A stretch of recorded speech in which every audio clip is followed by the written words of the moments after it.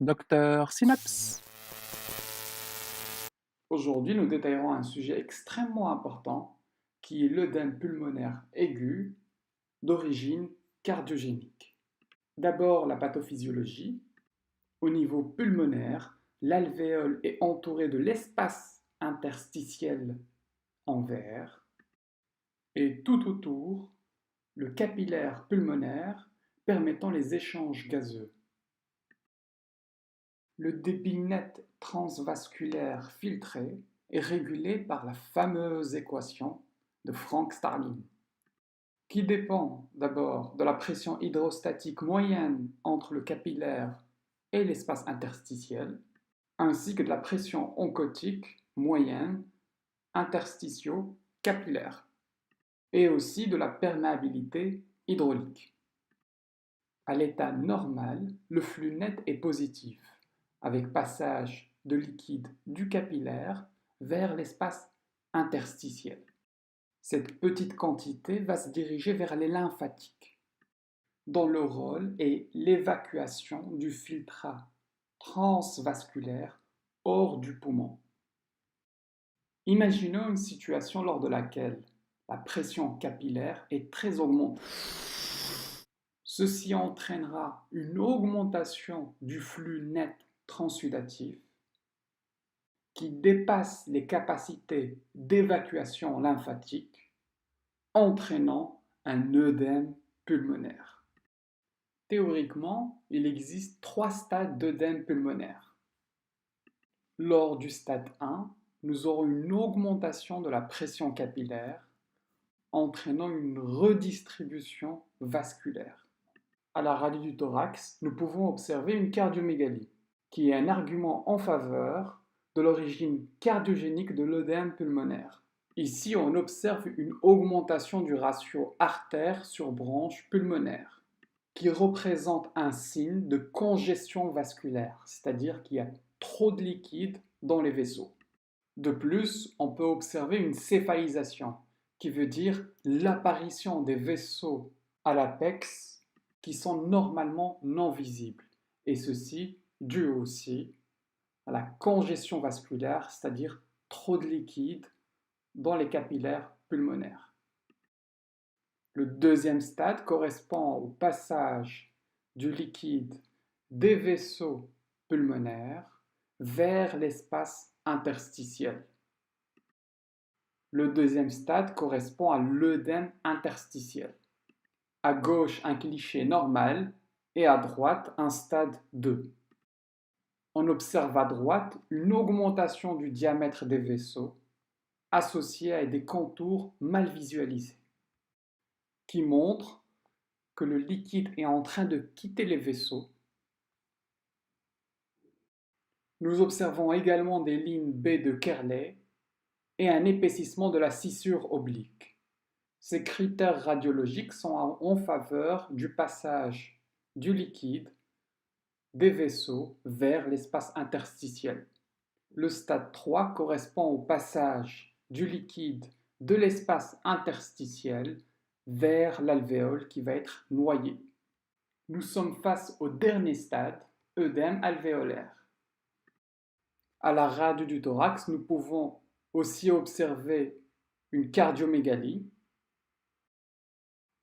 un élargissement du pédicule vasculaire, qui est un signe très suggestif d'œdème pulmonaire dû à la congestion vasculaire importante. Ici, on observe également un bronchogramme et vous remarquez que cette radio du thorax a un aspect en aile de papillon, qui est un signe typique d'œdème pulmonaire. De plus, l'aspect cotonneux de cette radio du thorax montre bien la présence de liquide dans les alvéoles. Vous pouvez également rechercher un épanchement pleural qui est souvent associé à un œdème pulmonaire cardiogénique.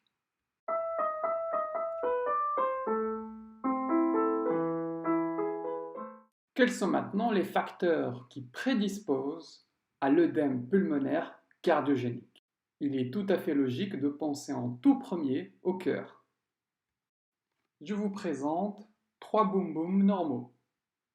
La cause la plus fréquente d'OAP étant une dysfonction systolique, qui correspond à une dilatation du ventricule gauche, entraînant une diminution du débit cardiaque, pouvant ainsi se compliquer d'œdème pulmonaire. La dysfonction diastolique correspond à une diminution de la compliance du ventricule gauche, ce qui réduit son remplissage, et ainsi qu'une augmentation de la pression diastolique, pouvant se compliquer aussi par un œdème pulmonaire. Les pathologies valvulaires telles que la sténose mitrale ou le myxome peuvent entraîner une obstruction à l'éjection du sang et pouvant également se compliquer par une dysfonction diastolique ou systolique à plus long terme. Les pathologies rénovasculaires et plus particulièrement l'hypertension chronique due à la sténose artérielle représentent un facteur prédisposant à l'œdème pulmonaire. Quels sont maintenant les facteurs précipitants qui vont entraîner cet œdème pulmonaire? Pensez à l'ischémie ou à l'infarctus, dû à une coronaire qui peut être obstruée. L'ischémie aiguë du myocarde peut entraîner une altération brutale de la fonction systolique, entraînant une diminution du débit cardiaque et une augmentation des pressions de remplissage, et ainsi qu'un œdème pulmonaire. La même chose au niveau de la dysfonction diastolique. L'ischémie ou l'infarctus peuvent aussi entraîner une rupture des cordages avec insuffisance mitrale aiguë. Prenons l'exemple de l'insuffisance mitrale aiguë. La régurgitation importante de sang va entraîner au niveau pulmonaire un OAP. L'endocardite peut également entraîner une rupture de cordage. Une crise hypertensive peut entraîner une augmentation de la post-charge, faisant décompenser une insuffisance cardiaque en OAP. Les troubles du rythme peuvent aussi faire décompenser une insuffisance cardiaque. Et en dernier, pensez aux médicaments, tels que l'arrêt du traitement, de diurétiques par exemple, la présence de bêta-bloquants, un régime riche en sodium, qui peuvent entraîner une surcharge volémique. Afin de vous tester, nous allons réfléchir à un cas clinique. Ahmed est un homme de 35 ans d'origine algérienne qui vit en France depuis 15 ans. Depuis 2 mois, il présente une dyspnée survenue initialement à l'effort. La dyspnée est maintenant permanente depuis quelques heures, associée à une orthopnée. Fréquence cardiaque 105, fréquence respiratoire 35, tension artérielle 110-80, température 37 degrés Celsius. Il présente des râles crépitants dans l'ensemble des champs pulmonaires,